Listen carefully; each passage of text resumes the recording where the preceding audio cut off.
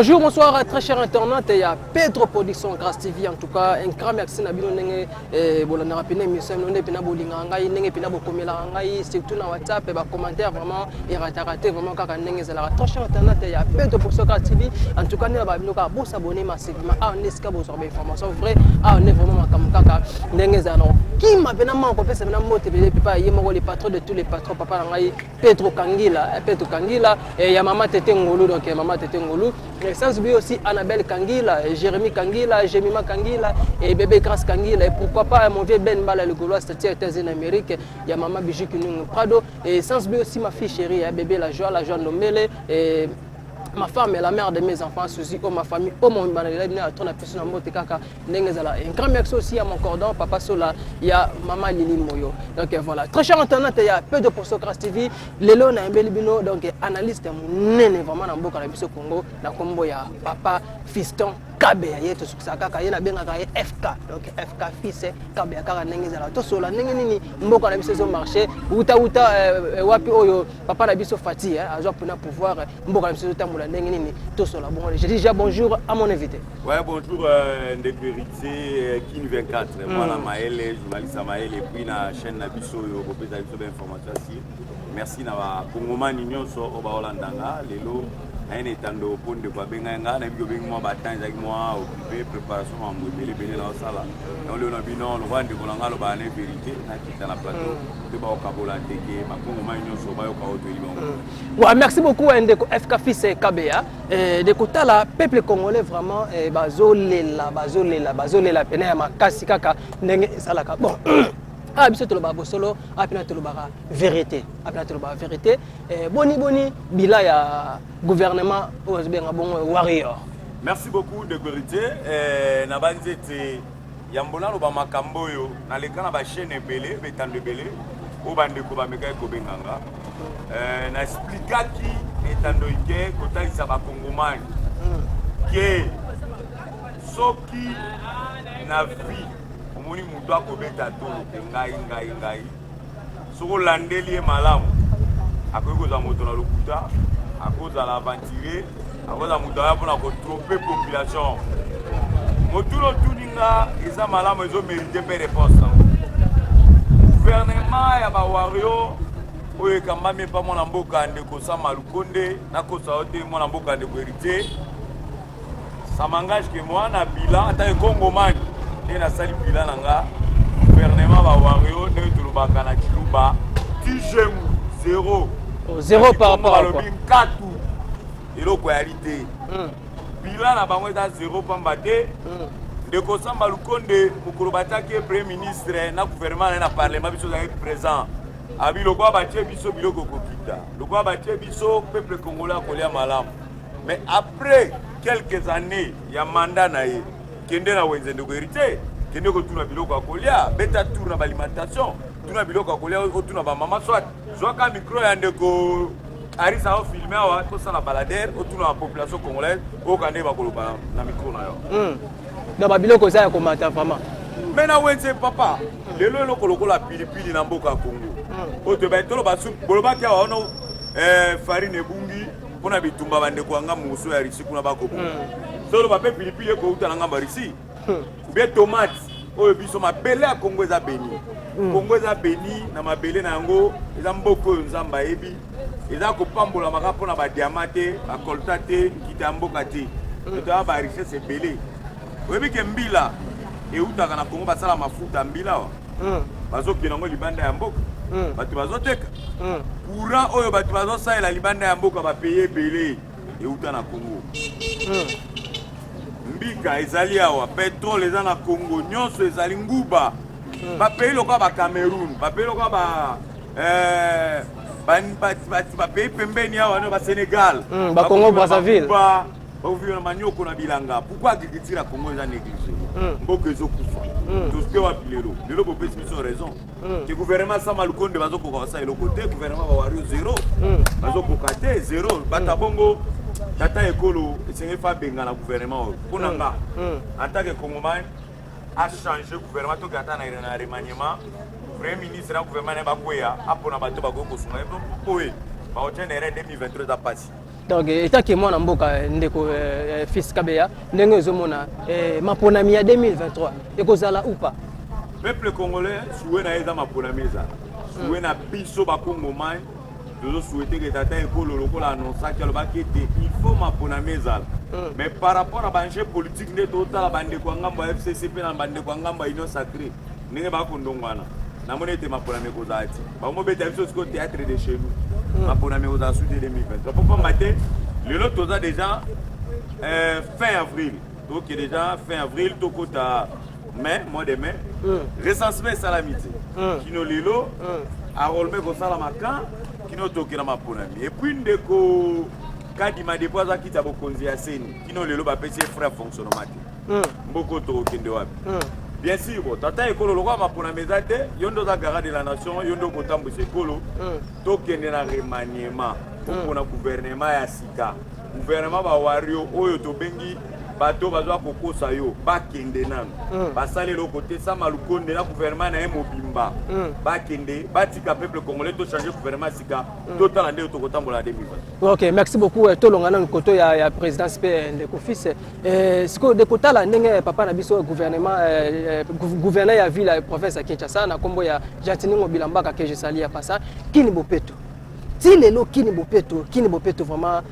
ils ont marché parce que ceux qui toquent na ba commune mususu ba mai na ba balabala ba fulu kutukolo ba kutute ba malaria pe et pas te bi que to zape na pandémie moko ya Covid-19 o tiko ningisa pena mokili wale na malade na Congo ya lokuta papa na Congo to bela Covid Congo la mboka kimangu to lekana be miso to lobango to bela ba tumpa to bela ba ntwengina na Congo mtavanda kana moyo ba melia gene asuma kaso ali alenga dada ule mundo yo leba mundo na ngadero wande swak o mela gena moto ati champa uta kasai be uti kikwiti wa banzete ya bololo e be corona ya eza théâtre de chez nous banda o salawa de ko muyemba na uluka mambongo na ye na gouvernement ba wario ba zima mbongo ba tena poche yo mona sima ba bola ta bakashi siko to lobe no kini bopeto na kini bopeto evoluer te na mboka na biso surtout na ville professeur Kinshasa ba commune beleza pena salité makasi yo moni ndenge de héritier na kati yo malobate question ya kini bopeto ne bandeli e bandai ko simbati de ko mobila bandai ko maîtriser qui ça ti grâce na biso ba pansango parce que biso za ba journaliste investigation so to ki mabeto kitarati na source kana uti ko tambola dernièrement na keti na ba kota biku kolo kuna na ko sa sondage ko toute la population balobi eloko ezoboma tatango bila musale sala mamalamu te kini bopeto simbate 600% asala tama récite à 50% à longi wana ils ont effort na yemoko bato bazosunga ete yali ba bourgmestre ya ba commune parce que bourgmestre la commune tango sali mokonza mboka mokonza ngumba Kinshasa abisalongo chaque samedi bazola ngo bambongo bongo ye na commune abengi ba chef du quartier ba pesi le meilleur abengi ba chef de riz ba vandi ba sai ba salongo na ba quartier ba bourgmestre ya Kinshasa majorité baza ba incompétent. Par rapport à quoi? Baza ben compétent baza musala te. Charge ba tike pa tata Jatiningo Bila. Le longo Bila yo na cheminda. Kolongo aéroport de ko hérité Kin 24. Yo na sepela noza journaliste amaele. A tout le temps kita terrain na kuto pe na caméra ya ndeko Aris bozo bilili bo tambula pona kolobila. Tata Ngobila osa musala e malamu a cheminda ko banda aéroport. Soko ke boulevard wana butu lelo na oti voyage à Katanga dernièrement. Na kita aéroport 22h. Vol à 22h na bengi chauffeur. On a loué qui moi taxi quoi mimanga ameminga tina ndako éclairage public kitoko babu mestre sur 24 communes à Kinshasa au total peut-être 10 ou 15 pour ba ko sa mala majorité 0 babu mestre 0 bila babu mestre na Kinshasa 0 batiki change non c'est pas ngobila même ba tamokiba lo bango ba bete pour simplement le facilité de héritier. Yo ndi ngozambo soki arisa zate okozoma boko no filmer mbamo ba image au l'extérieur télé soki arisa zate akozomba bozi ba très peu classé jamais yo fozala osimi micro olobeli okoba question tuni de ko kabea de ko arisa filmer de ko mususu a monter de ko mususu akela coordination bo sala équipe lokola papa sola akela coordination asa coordination musala ke malam mais bango ba suis charge to ba tigeli mo na mboka de Ngobila Mobilier moko tata ekolo a initié projet anti-les jeux à 0 tout misolo bimi ba pesi mo na mboka Ngobila mo na mboka Ngobila bengi pe ba bourgmestre boya to vanda tala misolo ba pesi tala projet to kende so balancement Ngobila c'est balancement etanga moitié félicitations mon ambo ngobele on a sali nzela c'est comment c'est le kotamba balelo lelo nzela awa soto bibinoka awa nzela yo keti kibateki tracteur ezo sala musala ba habiter ya Kimbateke ba population ya Kimbateke kuna bazolela banzela ezate mais bourgmestre Kimbateke nde député na bourgmestre ba vota bango de baza batokolobela bango na parlement na gouvernement provincial ba député provinciaux ou ba vota na Kimbateke ou ba vota na Njili balobaka te ata motion pona nzela on nzela na biso boy jamais kobila za ye moko mwana mboka kokoka te donc tolo ba koto papa na biso gouverneur de la ville province ya Kinshasa ça ngobila kopesa kama 50-60% azo sala na eka mais to pesa chance. Merci beaucoup papa fils take mwana ya mboka est-ce que différence ezali na gouvernement ou ta koleka gouvernement ya ndeko JKK Joseph Kabila Kabange na gouvernement ya ndeko na biso Fati na gouvernement ya Kabila batu misolo banaye komona mbongo banaye kotambola gouvernement Kabila mbongo banaye kotambola batu bakolia marge mikakatano ya laki mais mbongo kotambola circulation gouvernement tata ekolo pe son excellence monsieur le président de la République Fachi misolo ezali mais bato nde bakosala naye bali miyibi bangwalima baconseiller mais IGF ezali mais IGF fait compte à présidence c'est baconseiller à présidence yo mona ba interpeller conseiller mona présidence de IGF ba interpeller bango te ba interpeller ka ba déjà ba entreprise ba interpeller boy ba conseiller ba tika kokosa chef de l'état ba sungaye muta bato na vision ya bien toboya ki Kabila tolbaki aza Rwandais surtout ba kino balbaki aza Rwandais so Rwanda tiki bokonzi apesi mutu tolbaki mona kisasa pas sur bani musa malamu bino ba conseiller boy tout fait ba conseiller nde bazo tout fait chef de l'état asala musala malamu te po abima babe tata ekolo ngata ekongo mani mutu ya vérité mutu apolele na lobi boy fongola misu tata ba conseiller ba diaspora bazo kosa tata baringi ba étouffer musala boy beba po 2023 peuple congolais va payer sous confiance peuple congolais va olula yo webi batu bakosa Kabila yepe ka ba conseiller na ye Kabila ko baka zole kanzela ba olula mona bala bata ai mala mbongo ba ko tambola yango lelo pe ba conseiller ka ko bana premier chef de l'état na ba ministre ya gouvernement ba wario bakomi ko kota chef de l'état tanga lelo makamde okene na sepela kinde ministre économie tata ekolo ba boka ke libanda esali mala état ke mwana mboka soki maponami ya 2023 pe ezali awa na ekolo na biso Congo est-ce que soki ndesi papa na biso auta kotika biso mwa tango ya molai na kombo ya Joseph Kabila Kabange soki a postulé état ke mwana mboka est-ce que yo po okepe na irno voter pe kozwa candidat lokola Kabila soki lelo Kabila zongi 2023 comme candidat tata ekolo Félix Antoine Tshisekedi comme candidat Fayulu candidat Katumbi candidat vérité bana ir nakolo ba wakinga na ko voter Chilombo nakolo ba voter mwana mboka Kabila tant on va pesa misolo na lié na zuna voter comme musuna chedo vérité ko toujours na ir mais lelo son Kabila bien songa postulé za mabeta za congolais za ndeko na biso lo ba péter mibe ko mboka ndebo ya mais so ba postulé na ye aza congolais za libre ba moni ba ko voter mwana mboka Kabila ba ko voter ba moni ba ko voter mwana mboka ndeko Chilombo ba ko voter za mabete parce que élection to be vote na mboka na biso mutu nyonso aza libre eza devoir citoyen nyonso aza libre mpona okende devant urne kozwa bulletin de vote na ye kovote oyeba kotyango wana kovote o candidat oyo ali. Ok, merci beaucoup. Très cher internet, il y a Pedro Socrates TV Canal Banabino, ndeko na biso fils Kabe na bien ka FK, ye pe aza moko ya bapandisa ngona mboka na biso Congo kaka ndenge zalaka, aza pe na mosana ya zokene ko sala leo na zoke ka mongo ngamoke parce que na luka ya vraiment 12h45 na cette torche na mo na raté. Lelo ko na zoke yango siko to solika mo lisolo na mukie, mais to zonga lisusu awa to kuvanda to sola susu tempe na ya mulai na ndeko na biso fils Kabe ya moko ya ba analyste ya mboka na biso Congo précisément à la ville province ya Kinshasa kaka ndenge zalaka ndeko fils Kabe ya poto kabana yo lilobano ya suka pona mokolo ya lelo ekeko za nini mingi na peuple congolais fongola misu peuple congolais to la bolingo ya mikate na nzungu abimela moninga esika ovanda te ata bazaka kaka bakangani ensemble kino bakobima mama azoteka ndeso mwana somi moko akaboli bango bolingo ezala fongola misu mutakosa ote ba député bakosa bino te surtout bana ya changu bientôt nazo lancer structure moko to sito bandaki yango déjà ezali changu senu soko ali mwana ya changu te toyebi yo na changu te na district ya changu toyebi yo na maluku te toyebi yo na Kimbateke te toyebi yo na Njili te toyebi yo na Nzele te soko niati makolono na changu soki kema pona mekoza 2023 tokotuma motuka na yo tokobamba yo mabanga changu ba député to vota lelo ba décevoir biso ba députés nationaux auto voter na chango ba décevoir biso ba députés provinciaux toza tala molobeli moko te na parlement na chango ba na chango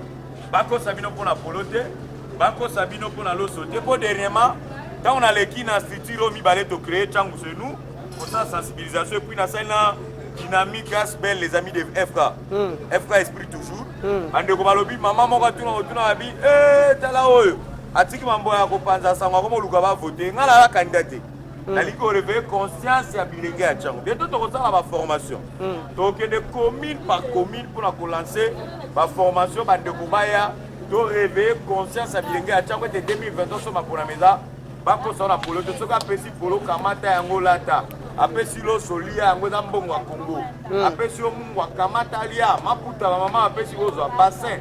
zwa sakana yango za mbongo na yo yango ba osela yango ya ona sengi na tata ekolo son excellence monsieur le président de la République fongola misu batu ba entourage na bazo kosa ozo sano musala me balingi ba bebisa musala na 2023 peuple congolais balukilo nzale koti na mboka pasi dollar et mati ba fonctionnaire bazolela balobi ete misolo ba prometaki ba nouvelle unité oui mais tu le de hérité avril yango balobaki ba nouvelle unité to zambongo na avril mbongo ezobima te bongo ezate kino lelo ba papa bazolela bato ministère ya EPC bangwana ya enseignement ba nouvelle unité ba nda olela ba otombo donc peuple ko tombo ko ma betata ekolo fongola misu ba conseiller ba ko sa tata ba epona ko boma musana ba etufe yo congolais a bolingo ya likate na nzungu apimela moninga esika bavanda te mbote na bakongomani nyonso esika bazwi biso merci pe na yo ndengo bengaki nga merci pe na ndeko Aris na bakongomani nyonso balanda biso so bomoni ke toloba mabe bolimbisa biso to koloba toujours pour l'intérêt ya peuple po Congo na lobaka tout le temps ndeko Aris Congo aza lokola mama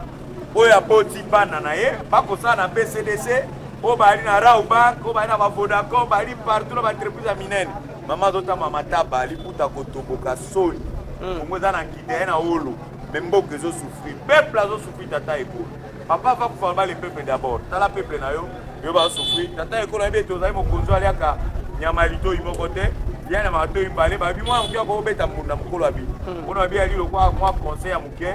fungola misu ba conseil ba okosa yo peuple congolais va payer son conseil et goza mala merci na onde konanga héritier. Merci beaucoup à Ndeko FK fils et Kabeya Kaka Ndenge Zalaka et en tout cas très cher internet il y a peu de posoka si vous s'abonner massivement à la chaîne vraiment et à ndebo sorbe information vrai à on siko wapi pena to lo barabo solo de Kaka Ndenge Zalaka biso à Ndenge Zalaka ming vérité Ndenge Zalaka voilà na pesi pena matoni ming et pas ya ndeko tita vraiment car Ndenge Zalaka vraiment la musique koto zami et puis sans oublier mon belle mal le golo statut États-Unis d'Amérique il y a maman Bijou qui nous prend et sans oublier aussi les patrons de tous les patrons de cette chaîne papa nanga Petro Kangila donc il y a bien un statut à Paris et Annabelle Kangila Jérémy Kangila Jemima Kangila car Ndenge Zalaka sans oublier aussi mon cordon sur la vraiment et maman Lily en tout cas tout est toujours le gosso et comme ça la pena qui te comme makasi boki ndenge ndeko FK fils Kabe auti ko loba vraiment auti ko décortiquer pour na ba makambo ya gouvernement tozana pour les moments ba toujours bien ba gouvernement warrior auti ko loba bongo parce que peuple congolais baza toujours ya kolela peuple congolais bazolela lela kaka to yebite Jésus Christ kitali susu pour na mboka na biso tozala béni to ndenge nini to yebite mais tandis que tozala ba matière belé ndenge ndeko fisto auti ko loba tout ba pays ebele bazo vivre na sima na biso et pourquoi biso moko siko bana ya mboka to banda ko lela boye en tout cas ino sala pena kitoko mingi te donc ma toni mingi pena ba o bazili baku ya kolanda émission o mokolo ya lelo kaka Ndenge Zalaka et pona lelo to suki la biso on se retrouve à la prochaine bye.